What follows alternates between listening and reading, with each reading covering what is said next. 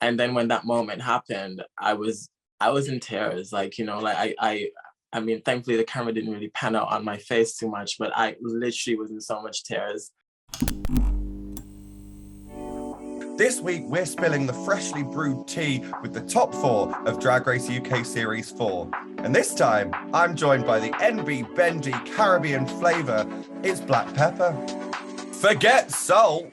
Peppa's here. Hi, Peppa. How are you? Hi, Tia. I'm doing amazing, as you can tell. How are you, babes? I'm great. Thank you for asking. You look as gorgeous as ever. Thank you. Firstly, congratulations. You are a finalist on Drag Race UK Series 4. How does it feel?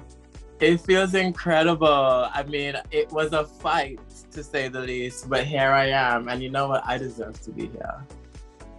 I mean, let's talk about the fight, because you were in the bottom several times lip-syncing for your life, proving yourself and fighting your way to the final. Which was your favourite lip sync to do?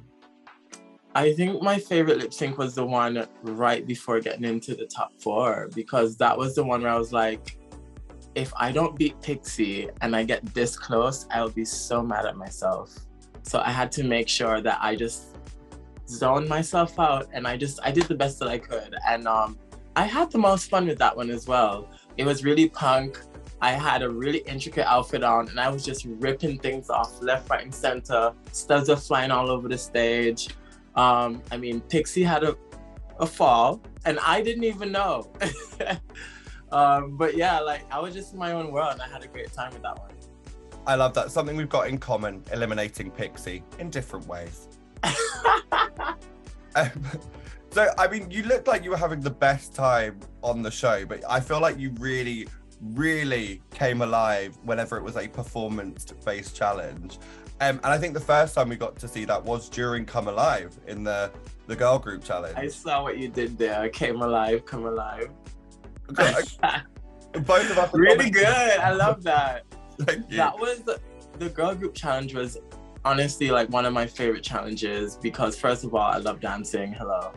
And it was like one of the challenges where everyone had to show RuPaul, oh my God, this is what I can do. And so like when we had that challenge, I feel like everyone probably was a bit too ambitious, trying to do the most with the lyrics and the dancing and, you know, singing and dancing at the same time when you have to lip sync to a lot of words and move your body. It's not that easy unless you're a really good performer and you know how to do that. It can be really difficult. And I think a few girls struggle with that. But I had loads of fun with that one. And it showed, it really did. Now, you are iconically very much about the fashion, but yes. First time you landed in the bottom was a sewing challenge. It was exhibiting fashion on the runway. Yeah. You lip synced against Copper. Ginger. I am really gonna miss Ginger. And Ginger. I think she... Copper Topp. Oh God, she really did fade into the background. Goodbye, Ginger. Yes. Her name is Copper Topp. Are we familiar with that information? Oh, yes, absolutely, yeah. Was that the only time you got Copper's name wrong, or was it a collective thing that happened throughout? Oh my God, no. I had Copper's name wrong from like day one. So I said Carrot, because there's a celebrity called Carrot Top, and I said Carrot by mistake one time. And then I said Ginger another time. And then when I was like wiping off the mirror message, I said Ginger again. And that was the second time I did it. And it wasn't on purpose. I promise it wasn't. I felt so bad. Were you the only one to get the name wrong, or did other people? I think it was only me. I am terrible at names. It was probably only me. Such an easy name like that. Why did I mess it up? I mean, it's 2 syllables. Is it 2 syllables? No, Copper Topp. It's 3 syllables. There we go. It's difficult. Copper Topp. Tia Kofi. It's the same energy. It's the same energy. There were a lot of eliminations on the season that were sort of emotional. But was there one in particular for you that sort of like stood out as like the saddest or the most shocking elimination? Absolutely, baby. Can I say something? I'm extremely grateful for being here, but I think I need to go home. and take care of myself. Baby was not in the best of headspaces.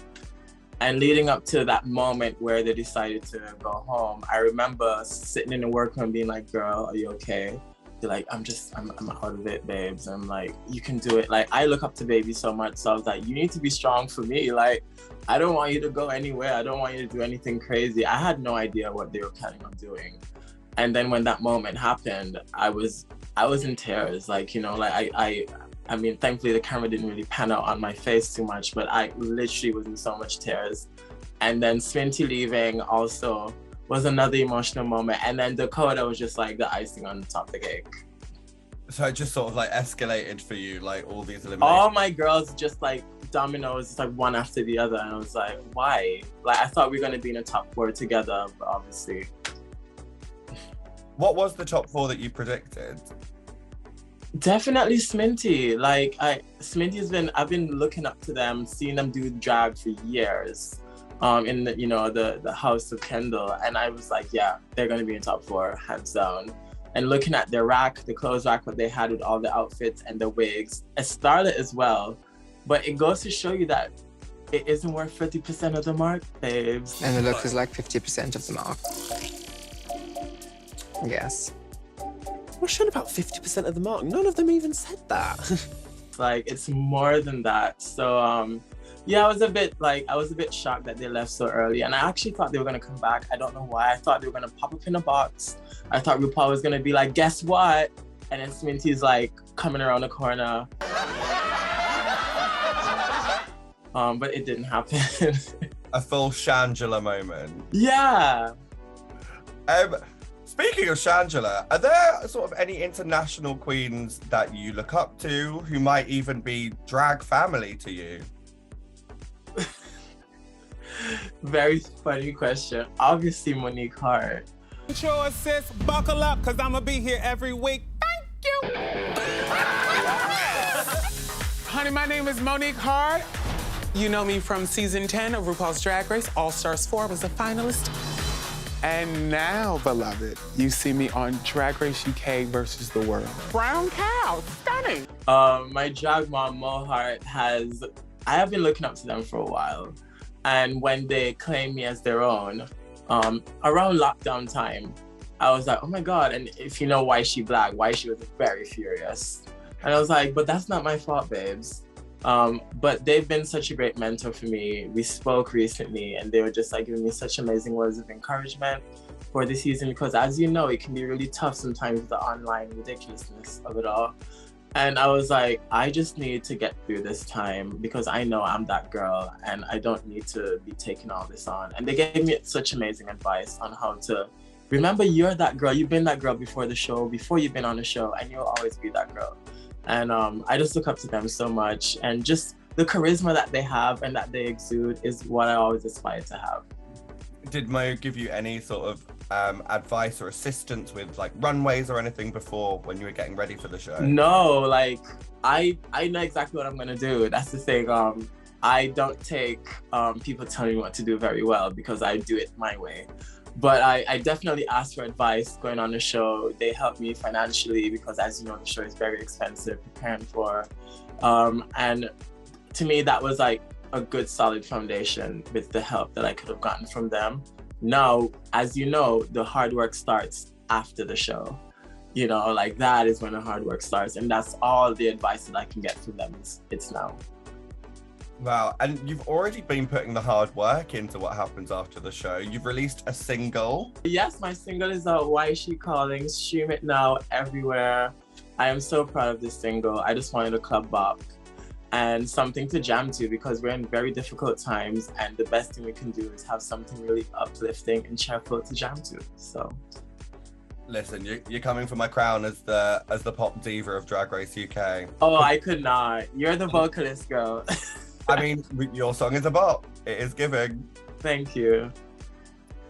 So let's like cast your mind back. We're in the final now, but let's think back. If you could redo any challenge on this season, which one would you choose? Oh, definitely the design challenge. Like, that's the thing. I am a fashion girl. I just underestimated the time. Yeah, like this is the thing. When I do these things in my house, I'm not being timed. Like I do it in my own timing and I can make it look as amazing as I want it to look on the show. I think I really was out of touch with the time. When I looked around and I saw everyone having like garments made, I was like, oh, wait, what? And then I didn't realize, oh, when we come in the next day, we're just gonna have like a few minutes to do the last minute touch-ups to get in face. So I was like, okay, I messed up big time in regarding to time. Being with Jumbers as well, bless them. I felt like I was putting in a lot of effort as well, helping them to finish their stuff and thinking of how we can look cohesive. And then in the end, for it to be judged individually, you can imagine how annoyed I was. But anyway, it's just the way how TV goes. But yeah, I would definitely manage my time better. Okay, and speaking of time management, we have come to the end of our chat, but I've got one last question for you. Speak to the people and tell them why you deserve to snatch the crown on RuPaul's Drag Race UK Series 4. I deserve to snatch that crown because, first of all, the representation this year is very necessary, okay? I have been watching Drag Race for years, and especially the UK. I love the winners that we have, and I feel like a crown will be very fitting on this head of mine.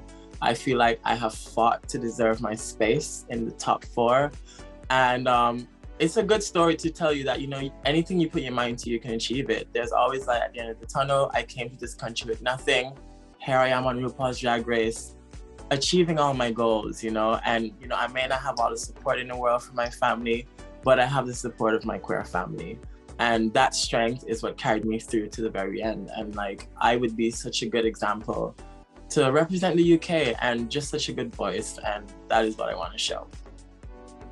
And you have shown it with or without that crown, let me tell you. You really have. You should be extremely proud of yourself. I'm very proud of you. I appreciate everything that you've done in this season. Thank you. And yeah, best of luck. I hope that you get the crown in the end. I'm not picking favorites, don't worry. But if I did... Thank you for watching Attitude Tea Time. Make sure you check out our other 3 videos with the finalists from Drag Race UK Series 4. Bye, babes.